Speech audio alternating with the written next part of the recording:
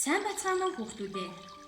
Өвлийн хүйтэн өдрүүдэд ханиад томуугаас өөрийгөө урьдчилан сэргийлж, эрүүл мэндээ хамгаалах хамгийн шилдэг арга болох цэгэн массажийг хэрхэн яаж хийх талаар зөвлөгөө хүргэе.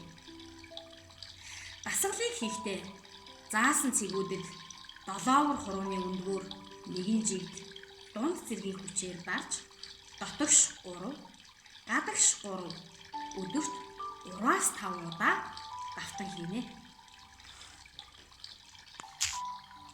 За хүүхдүүдээ дасгалыг маш сайн анхааралтай ажиглан дагаад хийгээрэй. 1-р цэг хөмсгний дотор талын төгсгөлийн хос цэг.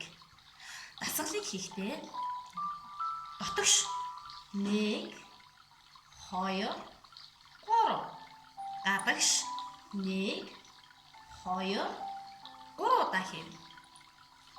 2-р цэг хамрын угалцны гадна хос цэг. 1, 2, 3. 1, 2, 3. 3-р цэг доод уруулын хонхор буюу оочийн хонхор. Нар зөв 1, 2, 3. Дараа нар буруу 1, 2, 3 эргүүлэн давтан хийнэ. 4-р цэг төвөнхийн 2 талын хос цэг. 1, 2, 3. 1, 2, 3. 5-р цэг игэмний дээд хонхрын хос цэг.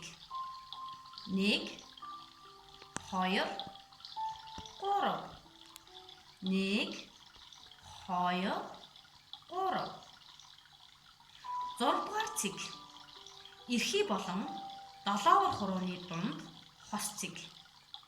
1, 2, 3. 1, 2, 3. Баруун гараа дахин хийн. 1, 2, 3. 1, 2, 3. 7-р цэг чихний арын төвгөр хөхлөг ургацгны хос цэг. 1, 2, 3. 1, 2, 3. 8-р цэг шилний хонхрын 2 тал үсний доод талын хос цэг. 1, 2, 3. 1, 2, 3. Хүүхдүүдээ та нар цэгэн массажаа дарааллын дагуу сурсан бол аав ээж ах эгчтэйгээ хамтран өдөрт 3-5 удаа заавал давтаж хийгээрэй.